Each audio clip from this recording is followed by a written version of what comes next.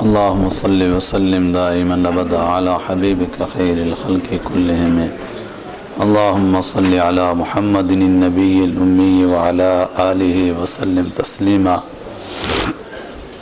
الحمد لله كفى وسلام على عباده الذين اصطفى أما بعد أعوذ بالله من الشيطان الرجيم بسم الله الرحمن الرحيم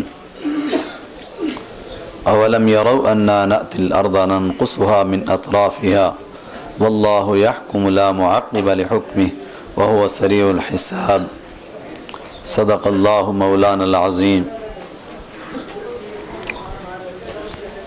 بزرگوں اور دوستو، رمضان المبارک کے دن بھی تیزی کے ساتھ ہم سے چھوٹتے جا رہے ہیں. بس کل کہہ رہے تھے آیا رمضان اور آج 13 دن پورے ہو گئے. ایک عشرہ نکلا، دوسرا شروع ہو گیا اور اس کے ساتھ ہی ہماری زندگی کی دور بھی تیزی کے ساتھ لپیٹی جا رہی ہے. کبھی تصور کی دنیا میں اس کو سوچیں، زندگی کیا ہے؟ بس ایک ڈورا ہے، اس کو لپیٹا جا رہا ہے اور کب اس کا سرا، کب اس کی انتہا ہو جائے کوئی پتہ نہیں ہے. اللہ تعالیٰ ان لمحات کو ہمیں قیمتی بنانے کی توفیق عطا فرمائے. آج آپ حضرات نے 13ویں پارے کی سورہ رعد اور اس کے بعد 13ویں پارے کے مکمل تک سورہ ابراہیم علیہ السلام کے مضامین کا نچوڑ، خلاصہ یا تعارف سننا ہے. کل سورہ یوسف آپ نے سنی. سورہ یوسف میں ایک بڑی اہم بات پھر ذہن میں آئی، آج عرض کرتا چلوں. حضرت یوسف علیہ السلام کی جو سوانح حیات قرآن پاک نے ہمیں بیان کی ہے، اس میں ایک بڑی عجیب بات ہے. حضرت یوسف علیہ السلام کو جب بھائیوں نے کنویں میں ڈال دیا اور قافلے والوں نے اٹھایا، اس وقت میں ان کی عمر یہودی روایتوں کے مطابق 17 سال تھی. بعض نے اس سے کم بھی لکھی، تقریباً 13 سے کم کسی نے نہیں لکھی. گویا ہوش و حواس رکھنے والے تھے، سوجھ بوجھ رکھنے والے تھے اور ویسے ہی نبوت کے چشم و چراغ کہ نہیں کیا. مگر اس کے باوجود جب قافلے نے ان کو اٹھایا تو انہوں نے اپنا تعارف نہیں کرایا کہ بھئی مجھے کہاں لے جا رہے ہو، میں کوئی راستہ بکتا ہوا غلام نہیں ہوں، میں تو ایک نبی کا بیٹا، ایک نبی کا پوتا، ایک نبی کا پڑپوتا ہوں. ان کی 3 پشتیں نبی ہیں نا، ہیں والد بھی نبی حضرت یعقوب علیہ السلام، دادا بھی نبی حضرت اسحاق علیہ السلام، پردادا بھی نبی حضرت ابراہیم علیہ السلام. یہ تعارف کرا سکتے تھے اور یہ تمام اشخاص اتنے مشہور تھے اس علاقے میں کہ اگر تعارف ہو جاتا تو کسی کی ہمت نہیں تھی ان کو لے جاتا، مگر انہوں نے اپنا تعارف نہیں کرایا. جب مصر میں جا کر کے بیچا گیا تو مصر اور شام میں کوئی زیادہ فاصلہ نہیں ہے، یہ تو بہت مشہور ہستیاں ہیں، ضرور ان کا تعارف مصر میں بھی ہوگا. وہاں بھی وہ اپنا تعارف کرا سکتے تھے کہ میں حضرت ابراہیم علیہ السلام کا پڑپوتا ہوں، میں کوئی غلام نہیں ہوں، مگر ایسا انہوں نے نہیں کرایا. جب ان کے اوپر وہ گندا الزام لگایا اس عورت نے اور جس سے وہ بری بھی ہو گئے سب کے سامنے، مگر وقت کی حکومت نے اپنے عیبوں کے اوپر پردہ ڈالنے کے لیے پھر انہی کو مورد الزام بنایا اور ان کو جیل بھیجا. اس وقت میں بھی موقع تھا کہ وہ کہتے کہ میں تو حضرت یعقوب علیہ السلام کا بیٹا، حضرت ابراہیم علیہ السلام کا پڑپوتا ہوں، میں کوئی عام آدمی نہیں ہوں. کس آدمی پر یہ الزام لگا رہے ہو؟ کچھ سوچو تو صحیح. ایسا کچھ نہیں کیا انہوں نے. لیکن جب یہ جیل کے 2 آدمی ان سے خواب کی تعبیر پوچھنے آتے ہیں تو وہاں جب ان کو وہ خواب کی تعبیر سے پہلے کہتے ہیں کہ تھوڑا سا میں تمہیں کچھ کہنا چاہتا ہوں اس خواب کی تعبیر سے پہلے، اور پھر ان کو توحید کا وہ درس دیتے ہیں جو بظاہر تو زیادہ سے زیادہ 3 سطروں پر مشتمل ہے، لیکن اگر آدمی اس کو کھول کر بیان کرنا چاہے تو 3 سطریں نہیں، کئی 300 صفحات اگر لکھے جائیں تو تب بھی نامکمل رہیں.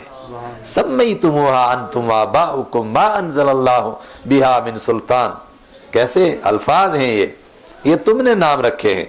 اور اس کے پس منظر میں بیان کیا گیا کہ مصر میں یہ نام رکھے گئے تھے: بارش کا دیوتا، آکاش دیوتا، ارتھ دیوتا، زمین والا، بیٹیاں دینے والا، بیٹے دینے والا، منی دینے والا، ہر ایک الگ الگ قسم کے خدا بنا رکھے تھے انہوں نے. سمیتموہا، یہ تم نے نام رکھے ہیں. کسی کا نام دے دیا، یہ دیالو، یہ دینے والا، وہ دینے والا. ما انزل اللہ بہا من سلطان، اللہ نے تو کوئی دلیل نازل نہیں کی. اللہ نے ان میں سے کسی کا نام رکھا ہو کہ یہ بیٹا دیتا ہے، یہ بیٹی دیتا ہے، یہ غریبوں کو نوازتا ہے، یہ گنج بخش دیتا ہے، یہ ایسا کرتا ہے، کہیں کہا ہو تو بتاؤ مجھے، مگر کہیں نظر نہیں آتا. زبردست الفاظ. یہ جو تعارف انہوں نے کرانا شروع کیا، وہ دین کی یہ جو درس دینا شروع کیا، اس سے پہلے بالکل آج عجیب قسم کا انداز اختیار کیا. آج تک اپنا تعارف نہیں کرایا کہ میں ہوں کون، لیکن آج ان کو تعارف کراتے ہیں کہ میں جس دین کی دعوت دے رہا ہوں یہ ایسے ہوائی دین نہیں ہے، یہ وہی دین ہے جو حضرت آدم علیہ السلام لے کر آئے، جو حضرت نوح علیہ السلام نے پھیلایا، جو حضرت ابراہیم علیہ السلام نے پروان چڑھایا، اور جو حضرت ابراہیم علیہ السلام نے لوگوں کو بتایا، جس کی وجہ سے ابراہیم علیہ السلام عراق سے نکالے گئے، جس کی وجہ سے ان کو ہجرت کرنی پڑی، جن کی وجہ سے ان کو آگ میں ڈالا گیا.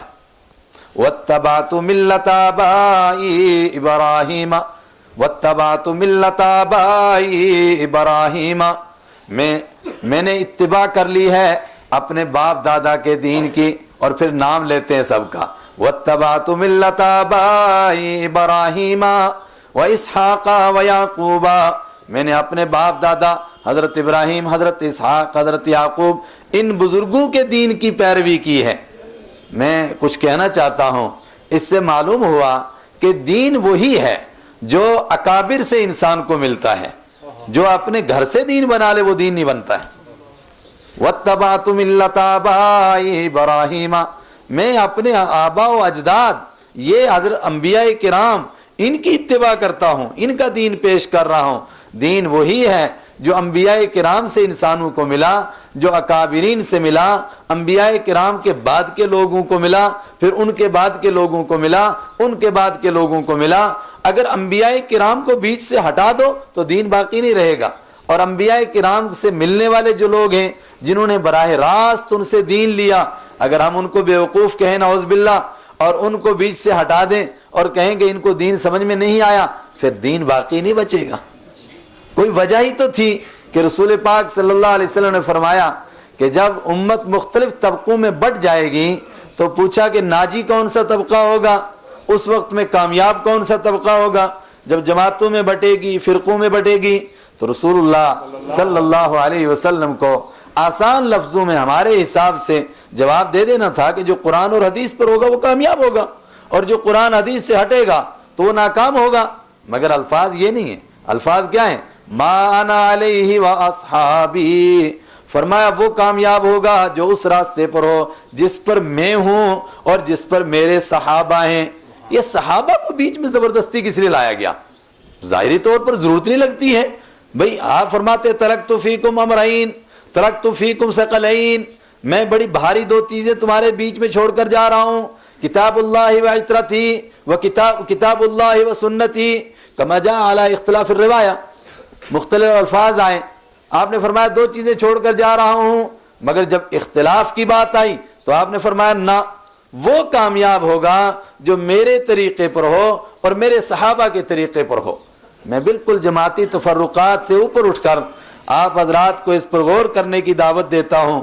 کیا اس سے یہ مطلب نہیں سمجھ میں آتا ہے کہ اب وہی دین معتبر ہوگا جو صحابہ کی تشریح سے امت کو ملے، اور صحابہ کی تشریح کو ختم کر دو بیچ میں سے، اور کوئی آدمی کہے کہ نہیں میں ایک اپنی تشریح کروں گا اور یہ صحابہ سے غلطی ہو گئی، ان سے ٹھیک تشریح نہیں ہوئی، کیا وہ صحیح کہہ رہا ہے؟ کیسے؟ ما انا علیہ واصحابی، جس طریقے پر میں ہوں اور جس طریقے پر میرے صحابہ ہیں. پھر کوئی ابو بکر کو بیچ میں سے نکالے، عمر کو نکالے، عثمان کو نکالے، علی کو نکالے، اور یہ سمجھے کہ ان کو دین سمجھ میں نہیں آیا اور مجھے سمجھ میں آیا، تو پھر مصداق ہے اس حدیث کا جس میں آپ صلی اللہ علیہ وسلم نے فرمایا کہ ہاں اس امت کے پچھلے لوگ पहले लोगों पर लानत किया करेंगे हैं। और ऐसे मौके पर आपने फिर आपको क्या जरूरत थी, अगर सहाबा को हटाकर भी दीन समझ सकते थे तो आपको ये फरमाने की क्या जरूरत थी कि सितारों के मानंद हैं सहाबा। सितारे किस लिए होते हैं? कुरान पाक ने उनके 3 ही फायदे बयान किए। एक फायदा बयान किया कि इनके ज़य्यन्ना लकुम समा, इनके जरिए से हमने आसमान को मुज़य्यन कर दिया, ये कुमकुमे हैं, ये बल्ब हैं। दूसरा फायदा बयान किया रुजूमल लिश्शयातीन, इनके जरिए से शयातीन को मारा जाता है, ऊपर नहीं जाने दिया जाता। शैतानों को कैसा मारा जाता है? तू न दीदी लश्कर सुलेमारा चे शुनीदी जबान मुर्गारा। ये जवाब है, किसी फारसी वाले ने कह दिया कि जिसने सुलेमान अलैहिस्सलाम का लश्कर ही नहीं देखा उसको क्या मालूम हुदहुद क्या बोलती है। जब हम आसमानों पर गए नहीं, जब वहां पर हमने शैतानों को जाते हुए देखा नहीं, हमें क्या मालूम कैसे मारते हैं, मगर हम ईमान लाते हैं कि जो हमारे रब ने फरमाया वो सच फरमाया। और तीसरा फायदा बयान फरमाया कि सितारों को इसलिए पैदा फरमाया कि इसके जरिए से रास्ते नजर आते हैं। रात की अंधेरी में इंसान रास्तों को पा लेता है सितारों को देखकर कि फलां सितारा है, ये दाएं जानिब है, इसका मतलब इस वक्त में मैं इस सिमत में चल रहा हूं। अगर दिन है तो सूरज मेरे इस जानिब है, इसका मतलब यह है कि मैं इस जानिब चल रहा हूं। तो सितारे हैं रास्ते बताने के लिए। फिर अल्लाह के हबीब सल्लल्लाहु अलैहि वसल्लम सहाबा को क्यों सितारों से तशबीह देते हैं? मालूम हुआ कि दीन की वही तशरीह मोतबर है। मैंने उसकी तफसील नहीं करता हूं, मगर जो भी तशरीह सहाबा ने की बस वो मोतबर है।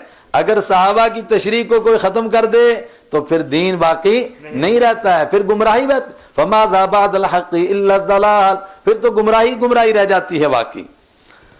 खैर, आज सूरह रात का मजमून है और बड़ा अजीब किस्म का ये मजमून है। और इन दोनों सूरतों को अगर इकट्ठा किया जाए, बल्कि इसके बाद सूरह हिज्र आ रही है, आप उसको भी इकट्ठा कर लें तो ये 3 सूरतें बहुत अजीब किस्म की हैं इस लिहाज से कि कुरान पाक की तरतीब यह है कि सबसे पहले बड़ी सूरत, उसके बाद उससे छोटी सूरत, उसके बाद उससे छोटी सूरत। अभी बड़ी सूरतों में से सूरह बनी इसराइल बाकी है, अभी सूरह कहफ बाकी है, लेकिन इन 3 छोटी सूरतों को इनके बीच में रखा गया। और ये सवाल हुआ कि आखिर इनको बीच में लाने की क्या वजह है? तो जवाब दिया उलमाए किराम ने कि असल में जो पीछे से मजमून चला रहा था, जो सूरह यूसुफ में बयान हुआ, जो सूरह यूनुस में बयान हुआ, इन सूरतों का मजमून इंतहाई ज्यादा उनसे मिलता जुलता है।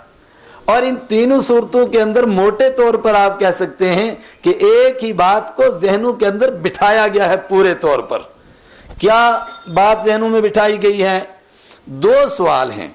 एक सवाल ये कि अल्लाह ताला के बंदे जब गुमराह होते हैं तो अल्लाह ताला नबियों को भेजता है, फिर नबियों के जरिए से कोई ऐसा मौजज़ा क्यों नहीं दिखाता जिसको देखते ही बस लोगों को यकीन आ जाए, लोग कहें कि बस अब पता चल गया कि ये सच है, इसके सिवा सारा झूठ है। ऐसा मौजज़ा क्यों नहीं नजर आता कि जिस मौजज़े के बाद मान लेने के सिवा कोई चारा न हो? और ये ऐसे कहने की बात नहीं है। इन सूरतों के अंदर 3 मरतबा मक्का के मुशरिकीन का ये मुतालबा दोहराया गया है, वयक़ूलुल्लज़ीन कफ़रू लौला उन्ज़िला अलैहि आयतुम मिर रब्बी। और काफिर कहते हैं अगर ये सच्चा नबी है तो इसके ऊपर इसके रब की तरफ से कोई मौजज़ा क्यों नहीं उतरता? मौजज़ा का मतलब कोई ऐसी निशानी आ जाए कि जिसको देख करके आदमी आजिज आ जाए और आदमी को मानने के सिवा कोई चारा ना रहे। एक तो ये सवाल गर्दिश करता है, इस सवाल का जवाब दिया गया है 3 सूरतों के अंदर।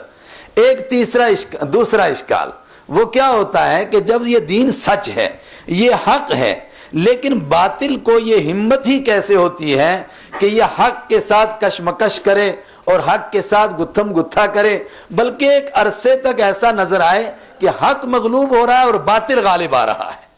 देखिए ना, 13 साल मक्का की जिंदगी गुजर गई और ताजदार मदीना नहीं बल्कि सरवर अंबिया, सारे अंबिया के सरदार, ताजदार 2 जहां जनाब मोहम्मद रसूलुल्लाह सल्लल्लाहु अलैहि वसल्लम को सताया जा रहा है, मारा जा रहा है, पीटा जा रहा है। आप हिजरत फरमा रहे हैं तो खिड़की तोड़कर पीछे से निकल रहे हैं। बज़ाहिर तो यही लग रहा है कि सच मगलूब हो रहा है, शिकस्त खा गया है, हार गया है और झूठ जीत गया है।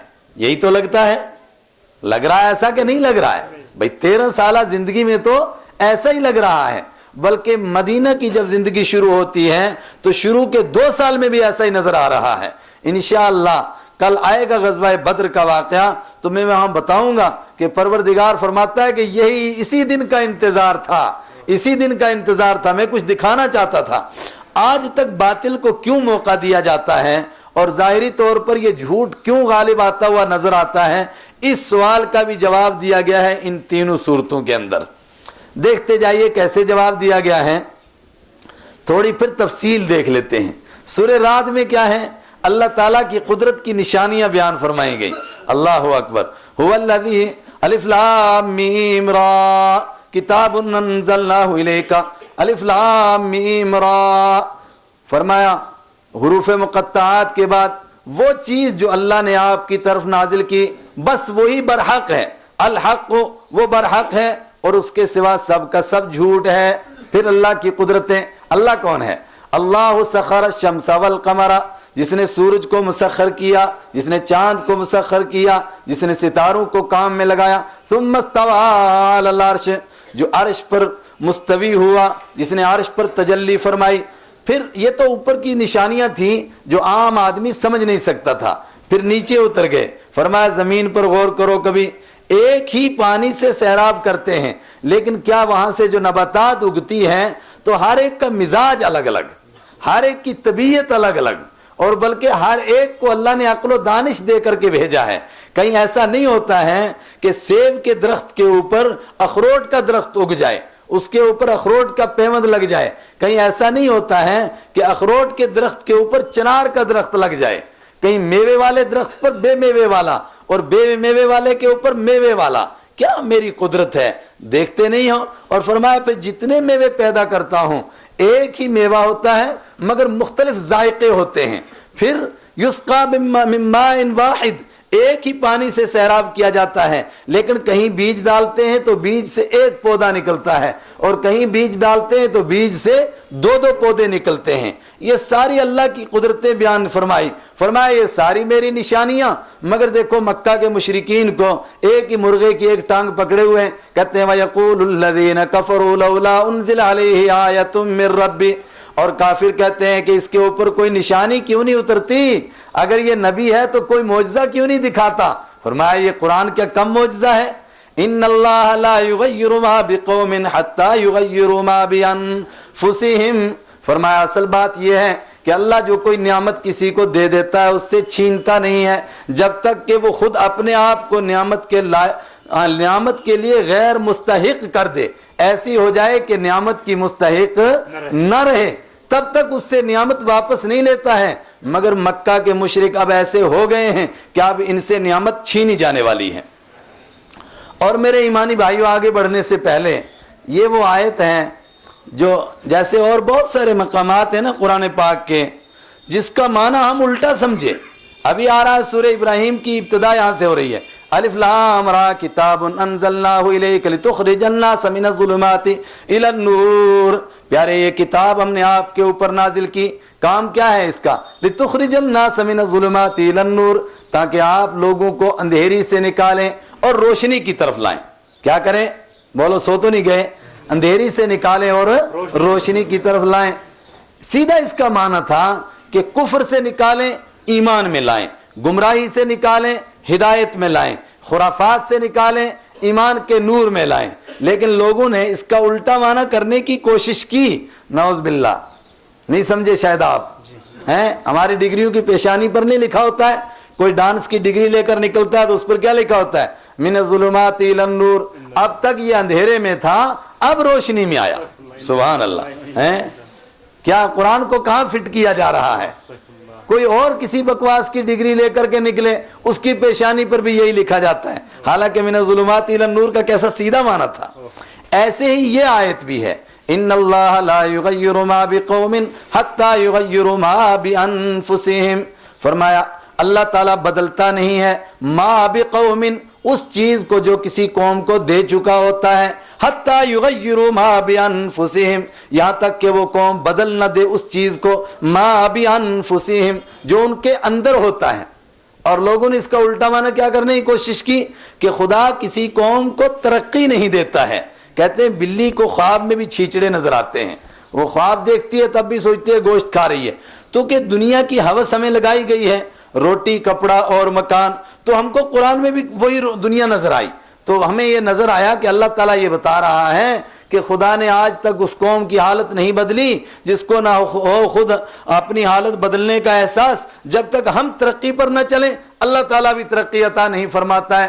بھائی ترقی اللہ عطا کرتا ہے کہ نہیں کرتا وہ ایک دوسرا مضمون ہے، مگر قرآن کی آیت کا اس سے تو کوئی تعلق، بولو ہے کوئی تعلق؟ ان اللہ لا یغیر ما بقوم، اور خود قرآن پاک کی تفسیر قرآن سے پوچھو۔ اس سے پہلے سورہ انفال میں ایک آیت گزر گئی ہے، وہاں فرماتا ہے اللہ تعالیٰ ذالک بان اللہ لم یک مغیرا بنعمت انعمها علی قوم، اب یہاں کیا کرو گے؟ ذالک بان اللہ لم یک مغیرا بنعمت انعمها علی قوم، فرمایا اللہ تعالیٰ جو نعمت کسی قوم کو دے دیتا ہے اس سے چھینتا نہیں ہے۔ کب چھینتا ہے؟ جب وہ قوم اس کے لیے مستحق ہی نہ رہے۔ اور اشارہ کیا تھا مکہ کے مشرکین کو اور یہودیوں کو اور عیسائیوں کو کہ تمہیں میں نے بہت نعمتیں دی ہیں مگر اب تم میری نعمت کے مستحق نہیں رہے۔ پھر اللہ کی کچھ نعمتیں بیان فرمائیں اور اس کے بعد فرمایا لہو دعوت الحق، فرمایا یہ اللہ جس جو راہ ہے، اللہ یعلم ما تحمل كل انثى وما تغيض الارحام وما تزداد وكل شيء عنده بمقدار، عالم الغيب والشهادة الكبير المتعال، سواء منكم من نسر القول ومن جهر به ومن هو مستخف بالليل والنهار۔ یہ ساری اس کی صفتیں بیان کی جا رہی۔ فرمایا اللہ اس کو کہتے ہیں کہ پوری دنیا کے اندر کس کس مادہ کے پیٹ میں کیا ہے سب کو جانتا ہے، اور اتنا ہی نہیں جانتا کہ مادہ میں کیا ہے، وما تغیض الارحام، جو پیٹ سکڑتے ہیں جو بڑھتے ہیں اس کے اندر جو بچہ ہے اس کو کتنی خوراک کی ضرورت ہے، اس کو کیسی خوراک ملنی چاہیے وہ بھی سب جانتا ہے، اور سب کا اس نے انتظام کر رکھا ہے۔ عالم الغیب والشہادہ، تم ظاہر کرو کوئی بات اس کو بھی جانتا ہے، چھپا کر رکھو اس کو بھی جانتا ہے۔ مستخفٍ باللیل وسارب بالنہار، کوئی رات کی اندھیری میں چلے، کوئی کالی چیونٹی کالی رات میں چلے تو چلتے ہوئے اس کے پاؤں کی کھٹ کھٹ کو بھی وہ سنتا ہے اور اس کو بھی دیکھتا ہے۔ وَسَارِبٌ بِالنَّهَارِ، اور کوئی دن دہاڑے چلے فرمایا اس کو بھی دیکھتا ہے۔ لَهُ مُعَقِّبَاتٌ مِّن بَيْنِ يَدَيْهِ وَمِنْ خَلْفِهِ يَحْفَظُونَهُ مِنْ أَمْرِ اللَّهِ، فرمایا کبھی غور نہیں کیا تم سو جاتے ہو اور کان کھلے ناک کھلے ہیں، یہ سارے سوراخ کھلے ہیں، کون تمہاری حفاظت کرتا ہے؟ ایسے وقت میں کیڑے مکوڑے اندر کیوں نہیں جاتے ہیں؟ لَهُ مُعَقِّبَاتٌ مِّن بَيْنِ يَدَيْهِ وَمِنْ خَلْفِهِ يَحْفَظُونَهُ مِنْ أَمْرِ اللَّهِ، یہ ہے اللہ جس کی یہ صفات ہیں۔ لَهُ دعوت الحق، سچی دعوت اسی کے لیے ہے، سچی پکار اسی کے لیے ہے، سچی دعا اسی کے لیے ہے۔ اگر تم چاہتے ہو کہ تمہاری دعا قبول ہو تو بس اسی سے مانگو۔ والذین تدعون من دونہ لا یستجیبون، فرمایا اور اس کو چھوڑ کر کے تم جس سے بھی مانگو گے، والذین جس سے بھی مانگو گے، لا یستجیبون، ان میں سے کوئی تمہاری دعا قبول نہیں کرے گا۔ بلکہ کیا فرمایا؟ فرمایا کیسا ہے وہ؟ کباسط کفیہ الی الماء لیبلغ فاہ وما هو ببالغہ، فرمایا وہ تو ایسا ہے جیسا کوئی آدمی چناب دریا کے اونچائی پر نا بٹوت کی طرف سے دیکھ لو ذرا، وہاں سے ایسے کر کے ہاتھ بیٹھ جائے کہ چناب میرے منہ میں آ جا، چناب میرے منہ میں آ جا۔ کباسط کفیہ الی الماء، کوئی آدمی پانی کی طرف ہاتھ پھیلائے ہوئے لیبلغ فاہ، تاکہ پانی اس کے منہ میں آ جائے، وما هو ببالغہ، وہ اس کے منہ کے اندر آنے والا ہے ہی نہیں۔ فرمایا اس کے در کے سوا جس در پر بھی جاؤ گے ساری زندگی مانگتے رہو گے کبھی نصیب نہیں ہوگا۔ لہو دعوت الحق، اسی کے لیے برحق ہے، یہ صفات اس کی ہیں، کسی اور کی صفات لاؤ نا۔ اس کے بعد پھر اس دوسرے سوال کا جواب دیا۔ ابھی پہلا ایک سوال باقی ہے، اس کا بیچ میں جواب دیا جا رہا ہے، کون سا؟ کہ معجزہ کیوں نہیں دکھایا جا رہا؟ معجزہ، اس کا جواب آ رہا ہے اگلی صورت میں کھول کر کے، میں وہیں عرض کروں گا۔ پہلا سوال یہ ہے کہ یہ جھوٹ کو اللہ تعالیٰ موقع کیوں دیتا ہے؟ بلکہ کئی مرتبہ تو ایسا لگتا ہے کہ جھوٹ نے سچ کو دبا لیا ہے اور سچ کا گلا گھٹ گیا ہے اور لگتا ہے کہ اب سچ تو دنیا سے مٹ جائے گا، یہ کیا مسئلہ ہے؟ فرمایا نانا فسالت اودیتم بقدرها فاحتمل السیل زبد الرابیہ فاما الزبد فیذهب جفاء واما ما ينفع فیمکث فی الارض۔ فرمایا یہ ایسی مثال ہے، آسمان سے جو اللہ وحی اتارتا ہے، سچے دین کو اتارتا ہے، یہ بالکل اسی طرح ہے جس طرح اللہ تعالیٰ آسمان سے بارش کو برساتا ہے۔ کیا کرنا چاہتا ہے اللہ تعالیٰ؟ آسمان سے جو فرشتوں کے ذریعے سے نبیوں کے مبارک قلب کے اوپر وحی بھیجتا ہے، اس کے ذریعے سے لوگوں کے دلوں کی صفائی کرتا ہے، اور بارش کس لیے بھیجتا ہے؟ تاکہ زمین کی صفائی کرے۔ فاحتمل السیل زبد الرابیہ، پھر کیا ہوتا ہے جب بارش اترتی ہے تو زمین کا جو کوڑا کرکٹ ہے وہ کہتا ہے نہیں ہٹوں گا میں، وہ بارش کے ساتھ لڑائی کرتا ہے، اور تھوڑی دیر کے لیے یہ جو کوڑا کرکٹ ہوتا ہے نا، یہ پانی کے اوپر چڑھ جاتا ہے۔ تو لوگوں کو نظر آیا کہ جناب وہ جو پانی آیا تھا زمین کو صاف کرنے کے لیے وہ تو بیچارہ نیچے دب گیا، اور کوڑا کرکٹ اور گند اور سب دنیا کا جو بکواس وہ سارے کا سارا تو پانی کے اوپر چڑھ گیا۔ تھوڑی دیر اللہ موقع دیتا ہے، کہتا ہے کر لو طاقت آزمائی دونوں۔ پھر کیا ہوتا ہے تھوڑی دیر کے بعد فَأَمَّا الزَّبَدُ فَيَذْهَبُ جُفَاءً، تو جو میل ہوتی ہے فرمایا وہ تو سوکھ کر کے ختم ہو گئی، ایسا جیسے گدھے کے سر کے سینگ گئے، کبھی آئی نہیں دوبارہ، وہ بالکل ختم ہو گیا۔ وَأَمَّا مَا يَنْفَعُ النَّاسَ فَيَمْكُثُ فِي الْأَرْضِ، اور جو چیز لوگوں کو نفع دینے والی ہوتی ہے وہ زمین کے اندر بیٹھ جاتی ہے۔ اور پھر دوسری جگہ فرمایا سورہ ابراہیم میں، اب اس کو یہاں جوڑتے ہیں نا پھر آرام سے بات سمجھ میں آئے گی۔ فرمایا تمہیں نہیں سمجھ میں آیا، یہ موقع میں کیوں دیتا ہوں حق اور باطل کو کشمکش ہونے کا، تاکہ لوگوں کو پتہ چلے کہ حق میں دم ہے اور باطل جھوٹا ہے۔ تھوڑی دیر کے لیے وہ لگتا ہے کہ حق کے اوپر غالب آ گیا اور حق مٹ گیا، لیکن پھر حق جم جاتا ہے۔ کیسے جمتا ہے؟ فرمایا الم تر کیف ضرب اللہ مثلا کلمۃ طیبۃ کشجرۃ طیبۃ نسلها ثابت وفرعها فی السماء۔ فرمایا تم نے نہیں سوچا ایک سچ اور ایک جھوٹ، جو آدمی سچی بات کہتا ہے مثل کلمۃ طیبۃ، جو کلمہ طیبہ پڑھتا ہے، اور کلمہ طیبہ سے کا مطلب کیا ہے؟ اللہ کی توحید کا اقرار کرتا ہے، یعنی یہ مانتا ہے کہ اللہ کے سوا کوئی دوسرا نہ حاجت روا ہے نہ کوئی دوسرا مشکل کشا ہے، ایک اللہ ہے لا الہ الا اللہ، اور ساتھ میں مانتا ہے کہ سارے راستے ناکامی والے ایک راستہ کامیابی والا ہے، وہ ہے جناب محمد رسول اللہ صلی اللہ علیہ وسلم کا راستہ۔ فرمایا اس کی مثال کیسی ہے؟ بعد مثال سے سمجھ میں آتی ہے۔ الم تر کیف ضرب اللہ مثلا کلمۃ طیبۃ کشجرۃ طیبۃ اصلها ثابت وفرعها فی السماء۔ اس کلمے کی مثال کیسی ہوتی ہے؟ فرمایا اس درخت کی مثال ہے جس کی جڑیں سمجھو زمین کی تہ میں گئی ہوئی ہیں، تحت الثری تک، پاتال تک گئی ہوئی ہیں، زمین کے سب سے نیچے، اور اس کی شاخیں آسمان کے اوپر ہیں۔ اور فرمایا یہ کلمہ طیبہ یہ اس کی ایسی مثال ہے، جب کوئی مومن کلمہ طیبہ کہتا ہے تو اس کی جڑیں اس کے دل کے اندر جم جاتی ہیں۔ اور یہ کیوں اللہ جمانا چاہتا ہے؟ پھر باطل کو موقع کیوں دیتا ہے؟ تاکہ سب دیکھ لیں کہ اس کی جڑیں مضبوط ہیں، اس پر طوفان آتے ہیں، جھکڑ چلتے ہیں، آندیاں آتی ہیں، سیلاب آتے ہیں، مگر یہ درخت کبھی گرتا نہیں ہے۔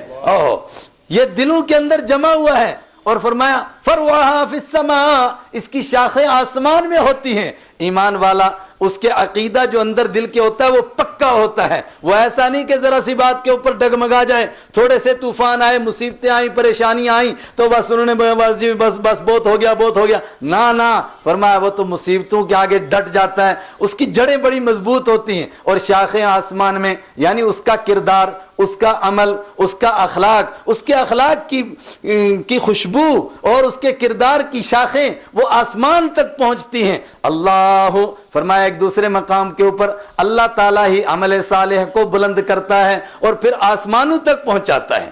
اس کے بالمقابل فرمایا باطل بڑا جلدی پیدا ہوتا ہے۔ وَمَثَلُ كَلِمَةٍ خَبِيثَةٍ كَشَجَرَةٍ خَبِيثَةٍ اُجْتُثَّتْ مِنْ فَوْقِ الْأَرْضِ مَا لَهَا مِنْ قَرَارٍ۔ جھوٹے کلمے کی مثال، اور جھوٹے کلمے سے مراد کیا ہے؟ فرمایا اللہ کے دین کو چھوڑ کر کے کوئی کسی اور سے لو لگا لے، کسی اور عقیدے کو اپنا لے، کسی اور سے امیدیں وابستہ کرے کہ شاید یہاں سے مل جائے گا۔ اس کی مثال کیسی ہے؟ فرمایا اس درخت کی طرح ہے جو کوڑی کے اوپر زمین پر اگ جاتا ہے۔ نہیں سمجھے ابھی آپ بات؟ जो असली दरख्त है, जो चनार का दरख्त अगर लगाना हो आपको तो कितना वक्त चाहिए उसको लगने के लिए? 3-4 साल में तो मुश्किल से जाकर वो सिमलता है, मगर उसकी बाद में जब जड़ें नीचे पहुंचती है ना तो फिर वो हवाओं से टूटता भी नहीं है। और कूड़ी के ऊपर दरख्त कितने दिनों में उगता है? महीनों में नहीं, सालों में नहीं, दिनों में उगता है। बाटनी वाले से पूछो ना, बस कूड़ी पड़ी उसके ऊपर दरख्त उग गया, झाऊ का दरख्त, और उसकी जड़ें कितनी मामूली सी, जरा सी, 2-3 महीने रहे, उसके बाद धड़म से वो गिर गया, सूख करके ऐसे खत्म हो गया जैसे कि कभी था ही नहीं। उज्तुस्सत मिन फौक़िल अर्ज़ि, वो जमीन के ऊपर से उगता है, उसकी जड़ें दिल के अंदर नहीं होती। मा लहा मिन करार, उसको करार नहीं होता। फरमाया यही मिसाल है उस शख्स की जो अल्लाह के दर को छोड़ता है। आज एक के दर को पकड़ा, सोचा यहां से मिल जाएगा, 2-4 दिन वहां माथा रगड़ा, वहां से नहीं मिला तो उसने कहा चलो छोड़ो इसको, यहां से नहीं मिला। अब दूसरे के पास चला गया, वहां तलाश करता है, वहां कुछ दिन माथा रगड़ा, देखा वहां से नहीं मिला, फिर तीसरे के पास चला गया, फिर चौथे के पास। उज्तुस्सत मिन फौक़िल अर्ज़ि, वो तो जमीन के ऊपर से भी उखाड़ दिया जाता है, उसकी जड़ें नीचे नहीं जाती हैं। बारी ताला क्या समझाना चाहते हैं? फरमाया जो सच का दरख्त लगता है दिल के अंदर, उसको लगने में भी वक्त लगता है, और उखड़ना फिर वो उखड़ता कभी नहीं है। और जो जल्दी जल्दी लगता है बस जमीन के ऊपर ऊपर, वो फिर दिल के अंदर जमता भी नहीं और वो फौरन उखड़ जाता है। अल्लाह अकबर। ये तो जवाब दिया कि बातिल को मौका हम क्यों देते हैं। एक और मिसाल दी, फरमाया कभी तुमने खोट और सोने को नहीं देखा? अरे यार इधर देखो, आप बाहर देखने लग गए। इधर अल्लाह की किताब सुनाई जा रही है, उधर कोई डान को क्या कर रहा होगा? अल्लाह की किताब सुनो, उधर से अल्लाह अकबर, ओहो तरको का काइमा। अल्लाह ताला ने एक और मिसाल दी, फरमाया अभी नहीं समझे झूठ क्या है, सच क्या है? फरमाया सच ऐसा समझो कि सोना, खालिस सोना, और झूठ क्या है? उसके साथ मिला हुआ खोट। अल्लाह ताला ये मुसीबतें परेशानियां क्यों लाता है? फरमाया भट्टी गर्म होती है और फिर वो सबसे पहले खोट पिघलता है, और जब वो पिघलता है ना खोट, और वो ऊपर चढ़ जाता है सोने के, ऐसा लगता है कि सोना उसके नीचे दब गया, मगर थोड़ी देर के बाद वो झाग बन करके वो झाग बनकर सूख जाता है और खरा सोना साफ शफाफ सामने आ जाता है। ये मुसीबतें, ये परेशानियां इसलिए आती हैं और बातिल को इसलिए मौका दिया जाता है। और फिर आगे एक डांट का जवाब है इसी सूरत के आखिर में।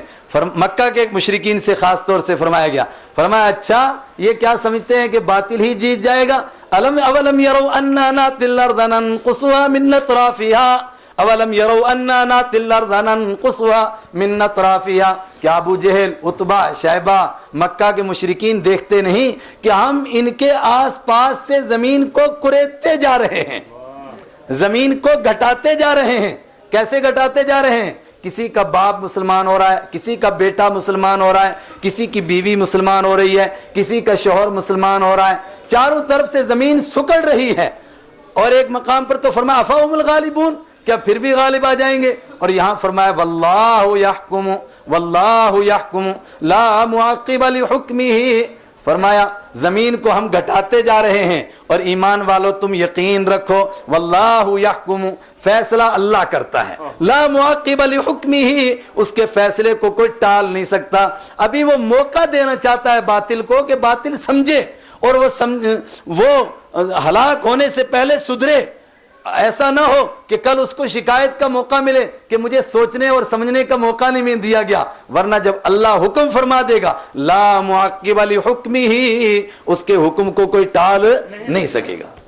इस पर एक इश्काल हो सकता था कि जनाब हक गालिब आ जाएगा। आज अबू बकर छुप कर जा रहे हैं, हजरत रसूल पाक सल्लल्लाहु अलैहि वसल्लम छुप कर मदीना से जा रहे हैं, मारे पीटे जा रहे हैं, और मदीना में पहुंचे तो वहां धमकियां दी जा रही हैं कि निकालो इन भगोड़ों को, वरना हम मदीना के ऊपर हमला कर देंगे। तो फिर कैसे हक गालिब आ जाएगा? वक़द मकरू मकरहुम व इंदल्लाहि मकरूहुम वक़द मकरल्लज़ीना मिन क़ब्लिहिम। फरमाया इनसे पहले भी बहुत मक्कारियां कर चुके, बातिल इससे पहले भी बहुत कोशिशें कर चुका है। मूसा अलैहिस्सलाम के ज़माना में हैं, उससे पहले हर दौर में बातिल आता रहा है, लेकिन वल बातिलु ला युब्दि, बातिल न पहले कुछ कर सका न आइंदा कुछ कर सकेगा, बस अल्लाह की तरफ से ढील है। और सूरत खत्म होती है सूरह रात अजीब मजमून पर, वयक़ूलुल्लज़ीना कफ़रू लस्त मुरसला, और काफिर कहते हैं कि हम तो गवाही देते हैं आप रसूल हैं ही नहीं। وَيَقُولُ الَّذِينَ كَفَرُوا لَسْتَ مُرْسَلًا، اور کافر کہتے ہیں کہ آپ بالکل رسول نہیں. قُلْ كَفَى بِاللَّهِ شَهِيدًا بَيْنِي وَبَيْنَكُمْ، آپ کہہ دیجئے کہ ایک طرف تم سب کی گواہی اور ایک طرف اللہ کی گواہی. اللہ کہتا ہے کہ آپ میرے رسول ہیں اور کافر کہتے ہیں کہ آپ رسول نہیں ہیں. اب تم بتاؤ کہ کس کی گواہی زیادہ معتبر ہوگی. قُلْ كَفَى بِاللَّهِ شَهِيدًا بَيْنِي وَبَيْنَكُمْ وَمَنْ عِنْدَهُ عِلْمُ الْكِتَابِ، فرمایا اللہ کی گواہی کافی ہے. اور مکہ کے ان پڑھو تمہارے گواہی دینے کا اعتبار ہی کیا ہے؟ اگر تم انکار کرو تمہارے انکار کا اعتبار ہی کیا ہے؟ جن یہودیوں اور عیسائیوں کے پاس علم ہے ان کو جا کر کے پوچھو کہ یہ نشانیاں ہیں، کیا یہ آخری نبی ہیں کہ نہیں ہیں؟ وہ بھی کہیں گے یقینی طور پر یہ آخری نبی ہیں. اور آج باہر کے ماحول سے آپ کے ذہن منتشر ہیں، اس لیے میں سورہ ابراہیم کو زیادہ تفصیل سے نہیں سناتا، اس کی دو چار باتیں عرض کرتا ہوں. پچھلی صورت کے اندر یہ بتایا گیا کہ اللہ کی نعمتوں میں سب سے بڑی نعمت ہے کہ اللہ کسی کو اپنے دین کی سمجھ عطا فرمائے. تو اس صورت کے اندر بھی شروع میں یہ مضمون بتا کر کے پھر فرمایا گیا لَإِن شَكَرْتُمْ لَأَزِيدَنَّكُمْ وَلَإِن كَفَرْتُمْ مِنْ عَذَابِي لَشَدِيدٌ. وہ اسی صورت کی آیت ہے. اگر شکر کرو گے تو اور دوں گا. اور دینے کا مطلب کیا ہے کہ دین کے اندر اوپر پختگی دوں گا، دین پر مضبوطی دوں گا. وَلَئِن كَفَرْتُمْ، اور اگر کفر کرو گے اِنَّ عَذَابِي لَشَدِيدٌ، تو میرا عذاب بھی پھر بڑا سخت ہے. اور پھر اگلی آیت کے اندر فرمائے گا اِنَّ اللَّهَ هُوَ الْغَنِيُّ، فرمایا اللہ بے نیاز ہے، اس کو کسی کی پرواہ نہیں ہے. پھر باطل کی باتیں پیش کی گئیں کہ باطل کیا کر رہا ہے. آج رسول پاک صلی اللہ علیہ وسلم کے قتل کے منصوبے ہو رہے ہیں، صحابہ کے قتل کے منصوبے ہو رہے ہیں. فرمایا یہ کوئی نئی بات نہیں. وقال الذين كفروا لرسلهم لنخرجنكم من ارضنا او لتعودن في ملتنا فاوحى اليهم ربهم لنهلكن الظالمين. فرمایا ہر دور میں یہ ہوتا رہا، دنیا کی تاریخ یہی ہے. کیا کہا؟ قال الذين كفروا لرسلهم، ہر دور میں نافرمان اللہ کے رسولوں سے کہتے رہے. کیا کہتے تھے؟ لنخرجنكم من ارضنا او لتعودن في ملتنا، یا تو ہمارے مذہب میں آ جاؤ ورنہ ہم تمہیں اپنی زمین سے نکال دیں گے. گویا زمین ان کے باپ کی ہے.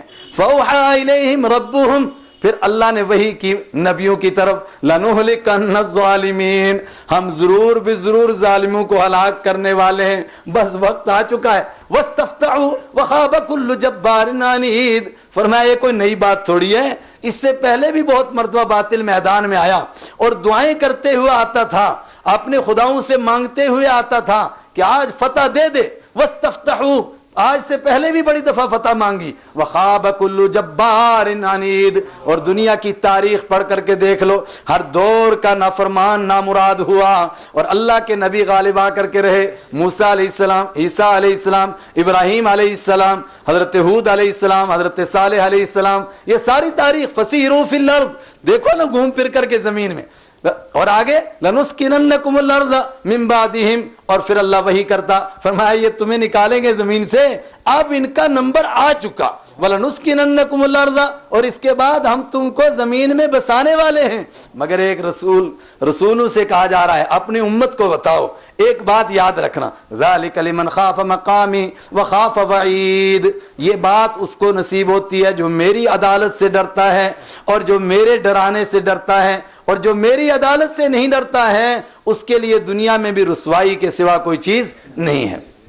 اوہو وَمِن وَرَائِهِمْ عَذَابٌ غَلِيظٌ يَتَجَرَّعُهُ وَلَا يَكَادُ يُسِيغُهُ وَيَأْتِيهِ الْمَوْتُ مِن كُلِّ مَكَانٍ وَمَا هُوَ بِمَيِّتٍ. فرمایا یہ جو دنیا میں آپ سمجھتے ہو کہ یہیں چھٹی ہو گئی، حق اور باطل کا ٹکر ہوا، حق اور باطل کا ٹکراؤ ہوا، حق اور باطل آپس میں گتھم گتھا ہوئے. وہاں ہے سورہ انبیاء میں، فرمایا میں جان بوجھ کر حق کو باطل سے ٹکراتا ہوں، تھوڑی دیر کے لیے جھوٹ غالب آتا ہے، اس کے بعد فَيَدْمَغُهُ، پھر حق اس کا بھیجا نکالتا ہے، اس کا سر پھوڑ دیتا ہے. فَإِذَا هُوَ زَاهِقٌ، پھر باطل مٹ جاتا ہے ایسے جیسا کہ وہ تھا ہی نہیں کبھی. زَهَقَ الْبَاطِلُ، ایسا باطل چلا گیا جیسا کہ کبھی وہ تھا ہی نہیں.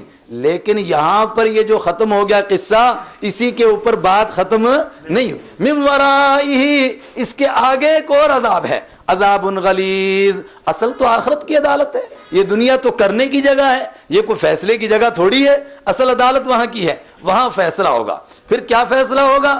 فرمایا جو بھی نافرمانی کرے گا, تم کرو یا کوئی دوسرا کرے, میری کسی سے خاص دوستی اور کوئی نعوذ باللہ رشتہ داری نہیں ہے. من ورائہ عذاب غلیظ, ایک گاڑا عذاب ہے, ایک مشکل عذاب ہے, ایک سخت سزا ہے. یتجرعہ, جس کو تمہیں پینا پڑے گا. اوہو, یہ ایک محاورہ ہے. پینے کا مطلب یہ نہیں کہ کہتے نہیں غصے کو پی رہا ہے, کوئی کہے جی گلاس کہاں ہے جس میں آپ غصہ پیتے ہیں. پینے کا مطلب تھوڑا ہے, کہتا ہے میں غم پی جا رہا ہوں, غم کو پی رہا ہوں. پینے کا مطلب کیا ہے؟ عذاب کو سہیں گے. یتجرعہ, وہ عذاب کو نگلنا چاہیں گے مگر نگل نہیں سکیں گے. اور کیا ہوگا؟ اوہو, یاتیہ الموت من کل مکان, ہر طرف سے موت آئے گی, ادھر سے موت ادھر سے موت. وما ہوا بمیت, وما ہوا بمیت, اور وہ مرنے والے نہیں ہوں گے. مگر اس کے اوپر انسان کا ضمیر تڑپے گا اور وہ کہے گا جناب ان لوگوں نے بھی تو کچھ پن کیے, ان لوگوں نے بھی تو کچھ اچھے کام کیے, ان اچھے کاموں کا ان کو کوئی صلہ نہیں ملے گا. فرمایا ہاں, وہ جو ان کے عمل تھے مجھے مانا نہیں, میرے دین کو مانا نہیں, میرے رسولوں کو مانا نہیں, اپنی مرضی سے کچھ پن کرتے رہے, اپنی مرضی سے کچھ نیکیاں کرتے رہے, اپنی مرضی سے کچھ سمجھتے رہے کہ ہم دان دے کر کے نیکیاں کما رہے ہیں. فرمایا وہ ان کی ساری نیکیاں کیسی ہیں؟ کسراب, ایسے جیسے کہ ریت کا ڈھیر, ایسے جیسے کہ راکھ. فرمایا بس ایک ہوا چلی اور وہ راکھ ساری کی ساری اڑ گئی, ان کے وہاں اعمال نظر نہیں آئیں گے. اور اس کا نقشہ سورہ نور میں بڑا زبردست کھینچا. ہم سورہ نور تک شاید پہنچ ہی نہیں پائیں گے, اس لیے سنا دو اس کو بھی. کیا فرمایا؟ فرمایا اس کی مثال کیسی ہے؟ جس نے اللہ کو نہیں مانا اور نیکیاں کرتا رہا, اس کی مثال ایسی ہے جیسے کوئی آدمی جنگل میں ہو. کون سا جنگل؟ یہ کشمیر والا نہیں, راجستھان کا ریگستان ہو جس میں پانی کا کوئی اثر نظر نہیں آتا. پھر دور سے ایک آدمی نے کچھ چمک سی دیکھی, اس کو لگا کہ پانی ہے, بیچارے کی زبان سوکھ گئی ہے, گرتا پڑتا وہاں پہنچا, چمکتا ہوا. لیکن جب وہاں پہنچا, کسراب بقیعۃ یحسبہ الظمآن ماء, حتی, اوہو, دور سے دیکھا کہ یہ ریت کا ڈھیر پانی ہے, لیکن جب وہاں پہنچا تو اس نے کہا اوہو قسمت پھوٹی ہے, تو ریت کا ڈھیر ہے. دنیا میں پن کرتے رہے اور رب کو جیسے ماننا تھا ویسا مانا نہیں. فرمایا وہ ساری نیکیاں نہیں, وہ ریت کا ڈھیر نکلی وہاں جا کر کے. اور اس کے بعد اللہ نے شیطان کا منظر پیش کیا. کار بد خود کرے اور تہمت بچارے شیطان پر. وقال الشیطان لما قضی الامر ان اللہ وعدکم وعد الحق. اوہ وقت زیادہ ہو گیا. شیطان کو بھی بلایا جائے گا, آیت نہیں پڑھتا ہوں بس خالی ترجمہ کرتا ہوں. شیطان فیصلہ ہو گیا, شیطان لوگوں کے آمنے سامنے ہوا. شیطان نے کہا یار تم بھی بڑے بدبخت نکلے. ان اللہ وعدکم وعد الحق ووعدتکم, ایک وعدہ تم سے اللہ نے کیا کہ میری مانو تم کو جنت ملے گی. ایک وعدہ میں نے کیا, میں نے تمہیں صرف لارے لگائے, میں نے تمہیں صرف سبز باغ دکھائے, دیا کچھ نہیں. میں نے کہا آگے آگے چلتے جو ملے گا ملے گا, کچھ نہ کچھ تو ملے گا. میں نے وعدہ فاخلفتکم, میں نے وعدہ خلافی کر دی. فلوموا انفسکم, اب اپنے آپ کو گالیاں دو. فلا تلومونی, مجھے مت گالیاں دو. ما انا بمصرخکم, نہ میں تمہاری فریاد پوری کر سکتا ہوں. وما انتم بمصرخی, نہ تم میری فریاد پوری کر سکتے ہو. وقال الضعفاء للذین استکبروا, اوہو, اب یہ جو کمزور لوگ تھے وہ موٹے لوگوں سے, مالدار لوگوں سے کہنے لگے یار کچھ کرو, کچھ عذاب ہلکا کرو, ہم تمہارے پیچھے پیچھے چلتے تھے. وہ کیا جواب؟ لو ہدان اللہ لہدیناکم, اگر اللہ ہمیں راستہ دکھاتا تو ہم تم کو بھی راستہ دکھاتے. نہ ہمیں راستہ نصیب ہوا, جب ہم دنیا میں خود ہی ہدایت پر نہیں تھے تو تم کو کیا ہدایت دیں. اور بھائی اس صورت میں حضرت ابراہیم علیہ السلام کا بھی قصہ ہے جس کی وجہ سے اس کا نام سورہ ابراہیم ہے. لیکن وقت زیادہ ہو گیا, میں اس کو بھی چھوڑتا ہوں. البتہ آخری رکوع کے تھوڑا سا موٹا سا ایک نہ ترجمہ صاحب کو سنا دیتا ہوں. عجیب بات, چونکہ وہ ایک ذہنوں میں خلجان ہے نا کہ یہ باطل غالب آ کیوں رہا ہے. وَلَا تَحْسَبَنَّ اللَّهَ غَافِلًا عَمَّا يَعْمَلُ الظَّالِمُونَ إِنَّمَا يُؤَخِّرُهُمْ لِيَوْمٍ تَشْخَصُ فِيهِ الْأَبْصَارُ. اللہ اپنے حبیب سے فرماتا ہے میرے پیارے جو کچھ نافرمان کر رہے ہیں آپ کیا سوچتے ہو اللہ کو نہیں پتہ چل رہا ہے؟ فلا تحسبن اللہ غافلا اللہ کو غافل مت سمجھو، اما یعمل الظالمون، جو کچھ ظالم کر رہے ہیں، ظالم ظلم کرتے کرتے کیسا کیسا ظلم کیا، سمیہ کو شہید کر دیا، اور کس بے دردی کے ساتھ شہید کیا، اور اس کے باوجود ابو جہل دندنا رہا ہے، اس کے باوجود مکہ میں گھوم پھر رہا ہے، یہ کیا چکر ہے؟ فرمایا یہ چکر ہے کہ یہ دنیا کرنے کی جگہ ہے، یہ دار العمل ہے، دار الجزاء، انما نؤخرهم لیوم تشخص فیہ الابصار، ان کو تھوڑی سی میں ڈھیل دے رہا ہوں، کب کے لیے؟ اس دن کے لیے جس دن نگاہیں پھٹیں گی تو پھٹی کی پھٹی رہ جائیں گی۔ وَأَنذِرِ النَّاسَ يَوْمَ يَأْتِيهِمُ الْعَذَابُ فَيَقُولُ الَّذِينَ كَفَرُوا وَيَقُولُ الَّذِينَ ظَلَمُوا رَبَّنَا، اور ظلموا، یہاں لفظ کفروا نہیں کہا، ظلموا، فرمایا پیارے ان کو پھر ایک مرتبہ آگاہ کر دو، ان کو ایک مرتبہ آگاہ کر دو اس عذاب سے جو ظالموں پر آئے گا، تو ظالم یوں کہیں گے، اشارہ تھا وہ جو سمیہ کو مارنے والے، بلال کو مارنے والے، عمار کو مارنے والے، اللہ کے حبیب پر پتھر پھینکنے والے، ان کی طرف اشارہ تھا۔ کیا فرمایا؟ فیقول الذین ظلموا ربنا اخرنا نجب دعوتک ونتبع الرسل، اوہو، فرمایا ایک جھٹکا ان کو موت کا لگے گا، پھر ہر ظالم کہے گا ربنا اخرنا، اے اللہ تھوڑی سی مہلت دے، اے اللہ تھوڑی، ہر ظالم دنیا کا کتنا بڑا متکبر، کتنا بڑا ظالم ہو، کتنا بڑا خدا کا نافرمان ہو، کیا کہے گا؟ اخرنا، اے اللہ تھوڑا سا موقع، تھوڑا سا موقع۔ کیا کرے گا بھائی؟ کیوں موقع مانگتا؟ نجیب دعوتہ کا، اب تیرے بلاوے کو مان لوں گا، اب تیری دعوت کو قبول کروں گا، اب تیرے پیغام کو مانوں گا، وَنَتَّبِعِ الرُّسُلِ، اور اب تیرے نبیوں کی ساری سنتیں پوری کروں گا، ان کی پیروی کروں گا۔ ہیں فرمایا یہ وہ لوگ نہیں ہیں، اولم تکونوا اقسمتم ما لکم من زوال، ارے تم وہ لوگ نہیں تھے جو قسمیں کھایا کرتے تھے زمین بدلے آسمان بدلے مگر ہم بدلنے والے نہیں ہیں، وسکنتم فی مساکن الذین ظلموا انفسہم وتبین لکم کیف فعلنا بہم، اور فرمایا تم قسمیں کھاتے تھے حالانکہ ان لوگوں کے شہر میں رہے تھے کہ تم سے پہلے ہلاک ہوئے، ان سے پہلے ہلاک ہوئے، ان سے پہلے ہلاک ہوئے، مگر تم نے ان سے کوئی عبرت حاصل نہیں کی۔ اور فرمایا یہ تو موت کا وقت ہے، ابھی آگے دیکھو، سرابیلہم من قطران، ان کو کپڑے پہنائے جا رہے ہیں، قطعت لہم ثیاب من نار، ان کے لیے آگ کے کپڑے تیار کرو، آگ کی ٹوپی تیار کرو، آگ کے جوتے تیار کرو۔ کیا سمجھا ہوا تھا انہوں نے پروردگار عالم کو، رب الکریم کو؟ کیا سمجھتے تھے اس کی حکومت کو؟ وہ کچھ ہے ہی نہیں ہے۔ فلا تحسبن اللہ غافلا فلا تحسبن اللہ مخلف وعدہ رسلا ان اللہ عزیز ذو انتقام، آخری آیت ہے۔ فرمایا اب نچوڑ یہ نکلا کہ حق اور باطل کی جو کشمکش رہتی ہے، یعنی دینداری اور بے دینی کی، آپ شاید میرا یہ لفظ سمجھ نہیں رہے ہیں، کبھی آدمی لگتا ہے کہ دینداری غالب نہیں آ رہی ہے، بے دینی غالب آ رہی ہے، اس کا چکر کیا ہے؟ کہ اللہ تعالیٰ اپنے وعدے پورے نہیں کرے گا۔ فرمایا اب سمجھ گئے، فلا تحسبن اللہ مخلف وعدہ رسولا، اللہ تعالیٰ کو ایسا مت سمجھو کہ جو اس نے وعدہ کر رکھا ہے اس وعدے کے وہ رسولوں کے خلاف کر دے گا، نہ، جو وعدہ کیا ہوا اس کو وہ ضرور پورا کرے گا، مگر ایک وقت لگے گا۔ یوم تبدل الارض غیر الارض، جس دن زمین بدل جائے گی، آسمان بدل جائے گا، اور فرمایا یہ سب کچھ لپیٹ دیا جائے گا، کطی سجل للکتب، جیسا کوئی آدمی کاغذ کو یوں لپیٹتا ہے نا، اس کا رم بناتا ہے۔ دنیا میں ہر ایک کی عمر لپیٹی جا رہی تھی، ہم سمجھتے ہیں نا کہ ہماری عمر بڑی ہو رہی ہے، بڑی نہیں، ہر ایک کی عمر کا ڈورا لپیٹا جا رہا ہے۔ فرمایا ایک وقت آئے گا جب ساری کائنات کو اللہ تعالیٰ کیا کرے گا؟ قطعی سجل للکتب، جیسا کہ کوئی کاغذ والا ایسے رم کو لپیٹتا اور چال ادھر پھینکا، بس ختم ہو گیا، قصہ پاک ہو گیا، اس لیے کہ آج ہی کے دن کے لیے یہ سارا کچھ کیا جانا تھا۔ اللہ تعالیٰ مجھے اور آپ کو قرآن سمجھنے کی توفیق عطا فرمائے، آپ کی ہمت کی اللہ تعالیٰ آپ کو اپنی شان کے مطابق جزا دے۔ کتنا باہر ہنگامہ ہوا، شور مچا، مگر ماشاءاللہ قرآن نے آپ کو کھینچ کر رکھا ہے۔ اگر کسی کی اپنے باتیں ہوتی، میری باتیں ہوتی، کوئی لیڈر بٹھایا جاتا، کتنا بھی بیچارہ چلاتا، کتنا زور لگاتا، مگر یہ باہر کا ہنگامہ آپ کو یہاں بیٹھنے نہ دیتا، مگر قربان وہ قرآن جو ابو جہل کو بھی کھینچتا تھا، عمر رضی اللہ تعالیٰ کو کھینچتا تھا، اس قرآن کی برکت سے آپ بیٹھے رہے۔ وآخر دعوانا ان الحمدللہ رب العالمین۔